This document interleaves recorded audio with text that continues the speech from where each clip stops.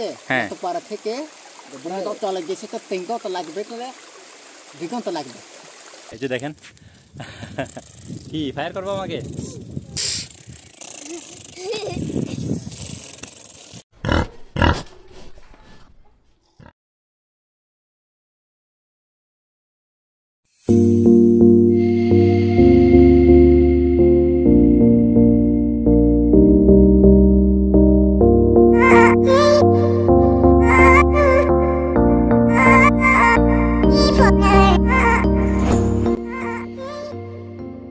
Hello বন্ধুরা, কেমন আছেন সবাই?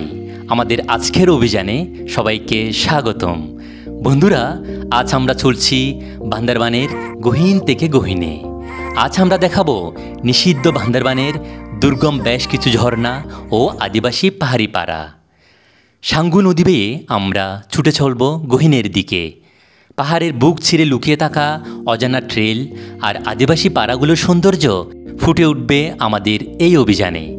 তবে প্রশাসনিক অনুমতি ছাড়া এসব অঞ্চলে যাত্রা করা অত্যন্ত ঝুঁকিপূর্ণ। অভিজ্ঞতা ছাড়া বা শুধুমাত্র এই ব্লগ দেখে কিংবা রোডম্যাপ হাতে নিয়ে প্রশাসনের অনুমতি ছাড়া কখনোই এই অঞ্চলে প্রবেশ করবেন না। বর্তমানে এই এলাকা সম্পূর্ণ ভ্রমণ নিষিদ্ধ। এখানে অভিযাত্রীদের জন্য কোনো নিরাপত্তা ব্যবস্থা নেই, আর যে কোনো মুহূর্তে ঘটতে পারে বড় ধরনের দুর্ঘটনা। তাই পরিস্থিতি অনুকূলে না থাকলে বা অনুমতি না নিয়ে ভুলেও এই অঞ্চলে প্রবেশ করবেন না। পাহাড়ের সৌন্দর্য যেমন মায়াবী, তেমনি বিপদ ভয়ঙ্কর। বন্ধুরা, এই অভিযানের সাথেই থাকুন। অন্যান্য এপিসোড পেতে আমাদের এই চ্যানেলটি যারা এখনও সাবস্ক্রাইব করেননি তারা সাবস্ক্রাইব করে নিন, এবং যারা সাবস্ক্রাইব করেছেন তাদেরকে অসংখ্য ধন্যবাদ।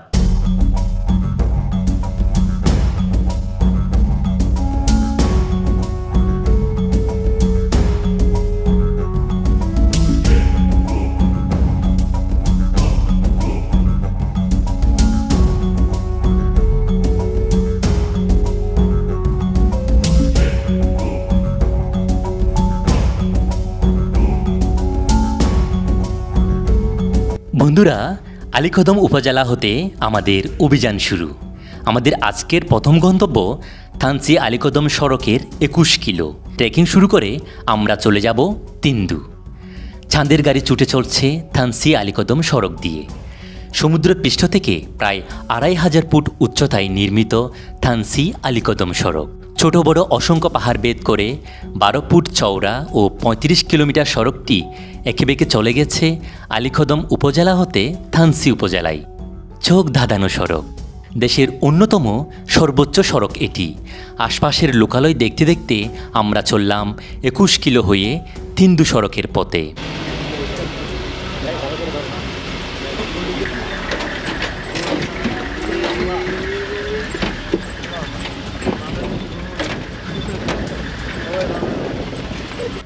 বন্ধুরা, কিছুক্ষণ পর আমরা পৌঁছে গেলাম তিন্দু সড়কে।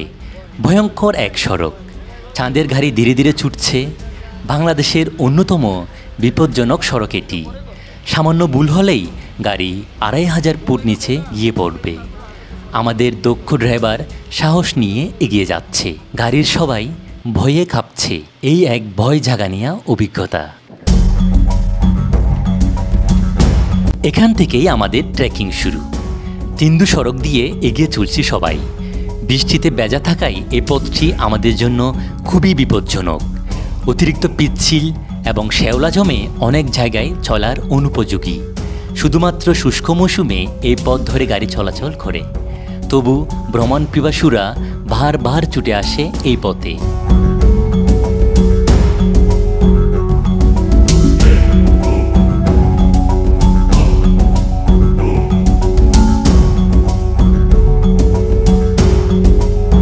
আমাদের আজকের দিনের গন্তব্য তিন্দুপাড়া। এখানে কোনো খারাপ পথ নেই, শুধু পাহাড় বেয়ে নামতে হবে আজ। প্রায় 2500 ফুট থেকে আমরা নেমে যাব সাঙ্গু নদীর পাশে তিন্দুপাড়ায়। 21 কিলো থেকে আমাদের হাঁটা শুরু। রাস্তা আসলে খুবই ভয়ানক, খুবই পিছলে।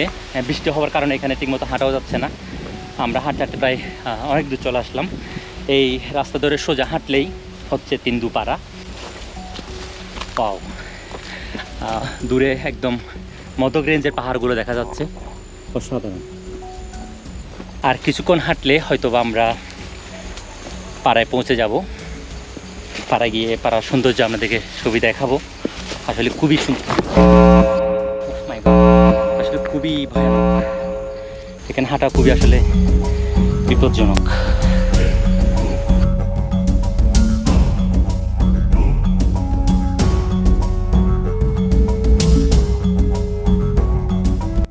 বন্ধুরা, হাঁটতে হাঁটতে আমরা চলে আসলাম একটি পাথর ঘেঁষা গাছের ছায়াতলে। আকাশে মেঘের ঘনঘটা, যে কোনো সময় বৃষ্টি নামতে পারে। পাশে চোখে পড়ল একটি মুরং পাড়া। অদূরে বিশাল পাহাড় শ্রেণী তাদের বিশালতা জানান দিচ্ছে। চারপাশে সৌন্দর্য দেখতে দেখতে আমরা হেঁটে চলছি। তিন্দু রোড ধরে হাঁটতে হাঁটতে আমরা চলে আসলাম। এখানে একটা গোলঘর দেখা যাচ্ছে। এখানে আমি আবহাওয়া পাড়ার বেশ কয়েকজন আদিবাসী ভাইদেরকে দেখতে পাচ্ছি। গোলঘরে বসে আবহাওয়া পাড়ার লোকজন আড্ডায় মেতেছে। কেউ জুম থেকে এসে বিশ্রাম নিচ্ছে, আবার কেউ আজ জুমে না গিয়ে অলস সময় পার করছে। মুরং শিশুরাও তাদের মায়ের সাথে বসে আনন্দে খেলছে। আমাদের হাতে সময় নেই, তাদেরকে বিদায় জানিয়ে বের হয়ে পড়লাম।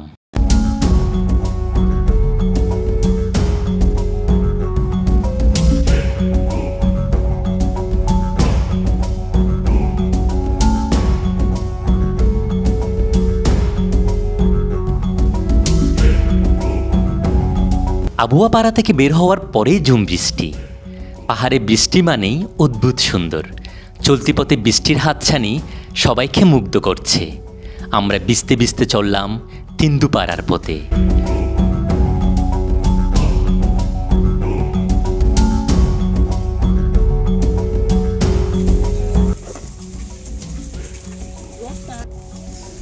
দেখেন কাণ্ড, গাছের গুড়িগুলো এখানে এনে খড়কুটো দিয়ে চাপা দিয়ে রাখা হলো। দেখেন কত বড় বড়। বন্ধুরা, শেষ বিকেলে আমরা তিন্দুপাড়া পৌঁছে গেলাম। গহীনের পাড়াগুলো থেকে এই পাড়া অনেকটা উন্নত। পাড়া ঢুকতে চোখে পড়ে তিন্দুপাড়া সরকারি প্রাথমিক বিদ্যালয়। স্কুল পেরিয়ে তিন্দুপাড়া। এই পাড়াতে আসলে আমার সবসময় চোখ যায় বড় ওই তেঁতুল গাছটির দিকে। পাড়ার এক পাশে ঠাই দাঁড়িয়ে আছে এই তেঁতুল গাছ। এ পাড়ায় সাধারণত কেউ রাত যাপন করে না। এ পাড়ায় থাকার কোনো অনুমতিও নেই। আমরাও ভয়ে আছি। কেউ যদি জানে আমরা এই পাড়ায় আছি, তাহলে আমাদের অভিযান এখানেই শেষ। এদিকে রান্নার আয়োজন চলছে। পাড়া থেকে 2টি বড় মোরগ আনা হয়েছে। এই দিয়ে আজ আমাদের রাতের খাবার। আমরা আজ কোনোভাবে রাতটা এখানে কাটিয়ে আগামীকাল আমাদের মূল অভিযান শুরু করব। বন্ধু বন্ধু প্লাস বড় ভাই, ঠিক আছে।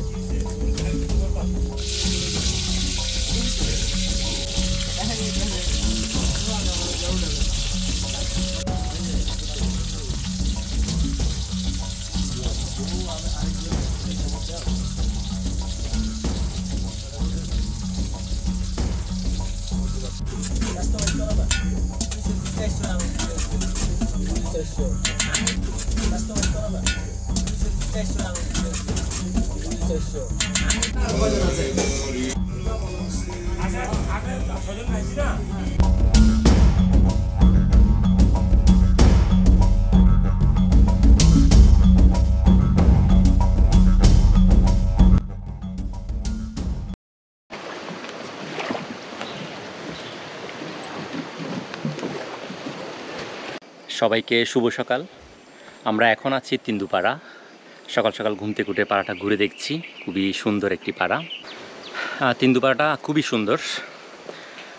তিন্দুপাড়ায় এটা অসংখ্য পরিবার, বলা হয়ে থাকে প্রায় 90+ পরিবার, অসংখ্য পরিবার। সাধারণত এখানে মারমাদের বাস, তবে কিছু সংখ্যক খুমি এবং ত্রিপুরা এখানে আছেন। এখন যে জায়গায় আছি আমি, এই যেটা হচ্ছে তিন্দুপাড়ার ঘাট। এই ঘাট দিয়ে সোজা নামলেই হচ্ছে সাঙ্গু নদী, এবং এখানে অসংখ্য নৌকা আছে, যে নৌকা দিয়ে আপনি রামাক্ষী, তানসি বিভিন্ন জায়গায় যাওয়া যায়। এটা হচ্ছে তিন্দুপাড়ার ঘাট। তিন্দুপাড়ার সকাল যেন মনোমুগ্ধকর। সাঙ্গুর তীরে নিঃশব্দে জেগে উঠে পাহাড়ি পল্লী তিন্দু। চারদিকে সবুজে মোড়া শান্ত প্রকৃতি। ঘাটে বাঁধা ছোট ছোট নৌকা, উজান থেকে নেমে আসা সাঙ্গুর কলকলধ্বনি ভরে তোলে চারপাশ।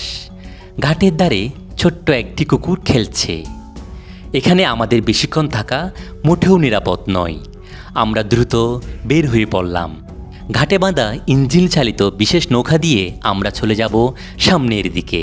পথেই সাঙ্গুর সেই রাজা পাথর, বড় পাথর ও বাঘের মুখ এলাকা। আমরা বের হয়ে পড়লাম।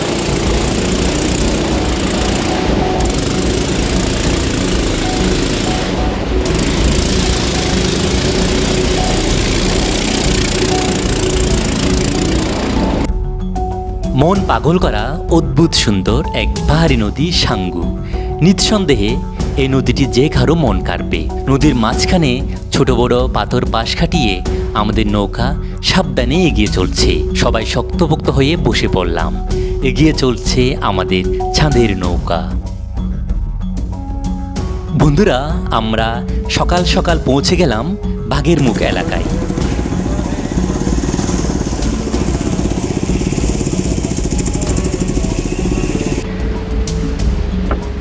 রাজা পাথর, বড় পাথর পেরিয়ে আমরা চলে আসলাম বাঘের মুখ এলাকায়।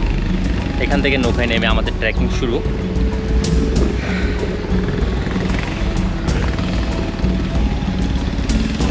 এখন সকাল 7টা, খুবই সকাল সকাল আমরা আজ ট্রেকিং শুরু করব। এখান থেকে হেঁটে আমরা গুহেনের দিকে আস্তে আস্তে রওনা হব। এখানে এবং আশপাশের যে ঝর্ণাগুলো আছে, বুনো ঝর্ণা, এই ঝর্ণাগুলো আপনাদেরকে দেখাবো এবং ঝর্ণার পাশে যে কোনো পাহাড়ি পাড়ায় আমরা উঠে আজ রাত কাটাবো। বাঘের মুখ এলাকায় কয়েকটি পরিবার চোখে পড়ে। এই পাড়াটি বাঘের মুখ পাড়া নামে পরিচিত। সকলেই ট্রেকিং শুরু করার জন্য প্রস্তুত। এখান থেকেই আমাদের মূল ট্রেকিং শুরু। একটানা ট্রেকিং করে আমরা সামনের দিকে চলতে থাকব। গহীন থেকে গহীনের দিকে ছুটবে আমাদের অভিযাত্রী দল। নৌকা বিদায় করে আমাদের পথ চলা শুরু। সাঙ্গু নদীর পাশে এখানেও কয়েকটি পরিবার চোখে পড়ে।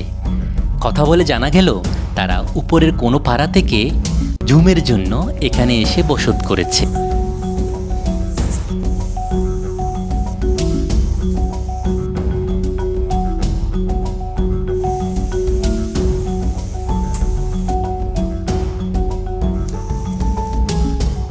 আমরা পাহাড় বেয়ে এগিয়ে চলছি। সকালের হিমশীতল পরিবেশে সবাই উৎফুল্ল। আশপাশের সবুজ বনবনানি নতুন ঝুম পেরিয়ে আমাদের যাত্রা। কিছুক্ষণ পরে সামনে এলো একটি জিরি। সকাল সকাল জিরিপথে হাঁটতে ভালোই লাগছে। জিরি পেরিয়ে আবার পাহাড়ে ওঠা, এভাবে চড়াই উতরাই পেরিয়ে আমরা সবাই সমান তালে এগিয়ে যাচ্ছি।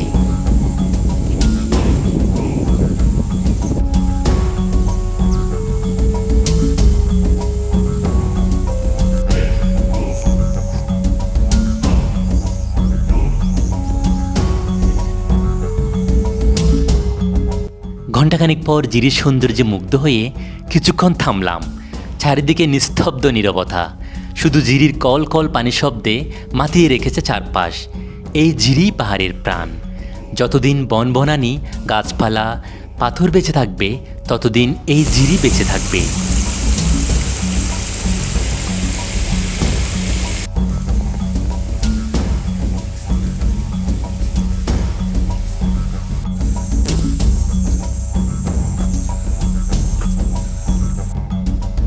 জিরি থেকে আমরা উঠে এলাম এক উপত্যকায়।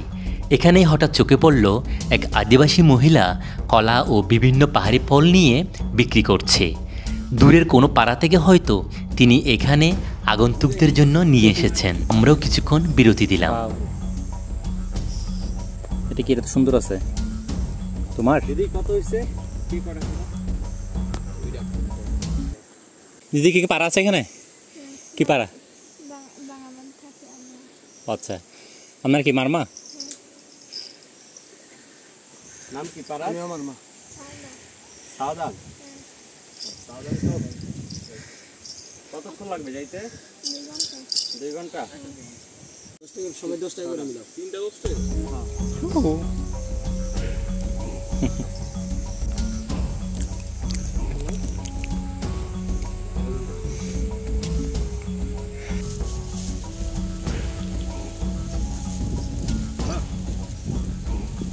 চামড়া খায় না আমরা খাই না বললো কষ্ট দাদা চামড়া খেতে ওই এটা কি ছাগলের অভাবে পড়লে সবই খাবে।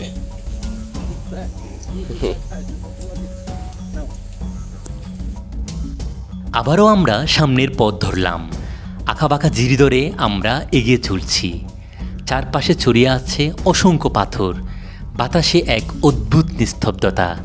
জিরির পথ ছালা শব্দ ছাড়া আর কোনো শব্দ নেই। মনে হচ্ছে যেন আমরা কোনো রহস্যময় জগতে প্রবেশ করেছি। যতই সামনে এগোচ্ছি পথ ততই কঠিন হচ্ছে, আর সেই কঠিনতার ভেতরে লুকিয়ে আছে এক অন্যরকম ভালো লাগা।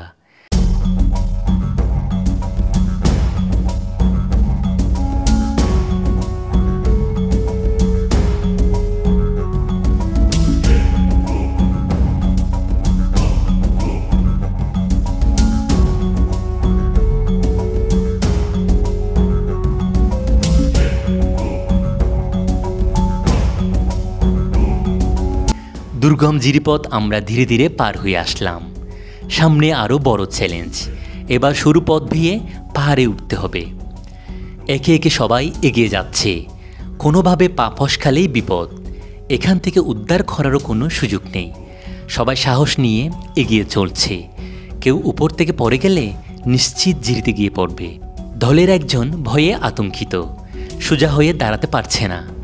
পিচ্ছিল পথ হওয়ায় যে কোনো সময় পড়ে যেতে পারে খাদে, তাই বসে বসেই কোনোভাবে পথ পার করছে। সবাই সাহস নিয়ে এগিয়ে যাচ্ছে। এবার এলো আরও কঠিন পথ। একটি ছোট গাছ বেয়ে নামতে হবে আমাদের। কোনো ভুল করা যাবে না। একে একে সবাই পথটি অতিক্রম করার চেষ্টা করছে। বাড়ি ব্যাকপ্যাক নিয়ে দুর্গম পথে এভাবে ট্রেকিং করাটাও বিপজ্জনক। অভিজ্ঞতা না থাকলে যে কোনো বিপদের সম্ভাবনা থাকে।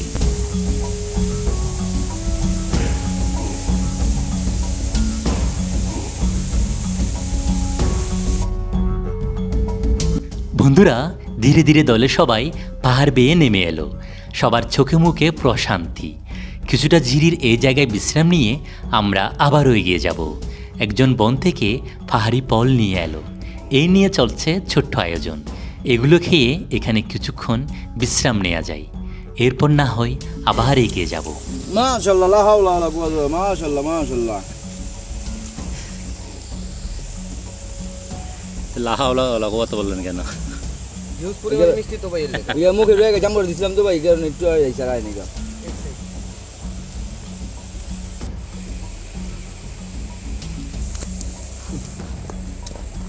এই ভাই আমার কোন সামনে ভাই কয়েস পরিসাদ দিবা?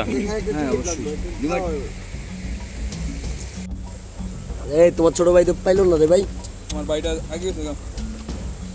বাইরের বিচারে ফেলা লাইছে তো লোক রূপে আছে।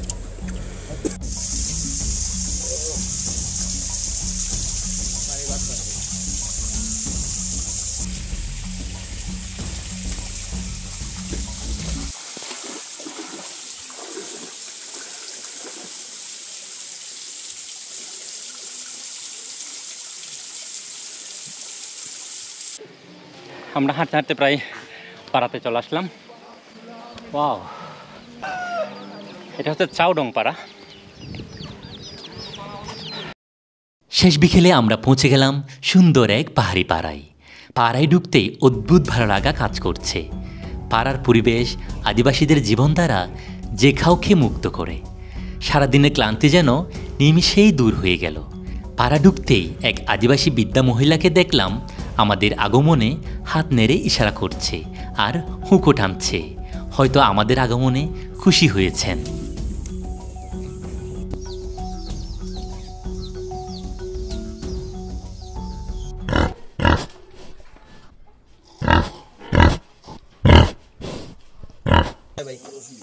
আজ রাতে আমরা পাড়ার খারবারের বাড়িতে থাকার সিদ্ধান্ত নিলাম। সবাই বেশ ক্লান্ত, এদিকে রান্নার কাজও বাকি। পাহাড়ে গেলে সাধারণত সবসময় নিজেদের রান্না আমরা নিজেরা করে খাই। কেউ কেউ রান্নায় বসে গেল, কেউ আবার একপাশে গানও করছে। সবাই সারাদিনে ক্লান্তি ভুলে। আসিফ ভাই বলেন আজকে রান্না কি কি?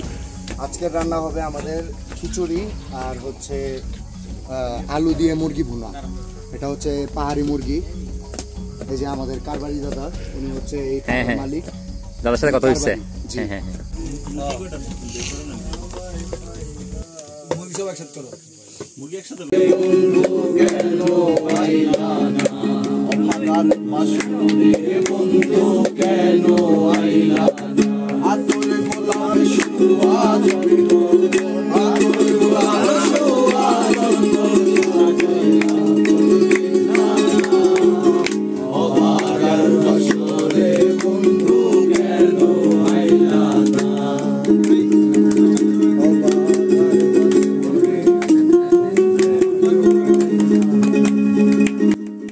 সুন্দর পাহাড়ি পাড়া ছাউরং। এ পাড়াটি খুবই অতিথিপরায়ণ। পাড়ায় এসে আদিবাসীদের আচার ব্যবহারে সবাই মুগ্ধ। ইনশাল্লাহ দ্বিতীয় পর্বে আমরা বিভিন্ন পাহাড়ি পাড়া, বিভিন্ন খুম, ঝর্ণা ও পাহাড়িদের জীবন দ্বারা তুলে ধরব। বান্দরবান শুধু একটা জায়গা নয়, এক অনুভূতির নাম, যা শুধু উপলব্ধি করতে হয়। তাই সেখানে পরিবেশ নোংরা করা, আদিবাসীদের হেয় করা, বন্যপ্রাণী হত্যা করা এই ধরনের মন মানসিকতা নিয়ে না যাওয়াই ভালো। কারণ প্রকৃতি যে অপার সৌন্দর্যের পসরা সাজিয়েছে তাকে কেবল শ্রদ্ধাই করা যায়। তো বন্ধুরা, আজ এই পর্যন্ত। সবাই ভালো থাকবেন, সুস্থ থাকবেন। আল্লাহ হাফেজ।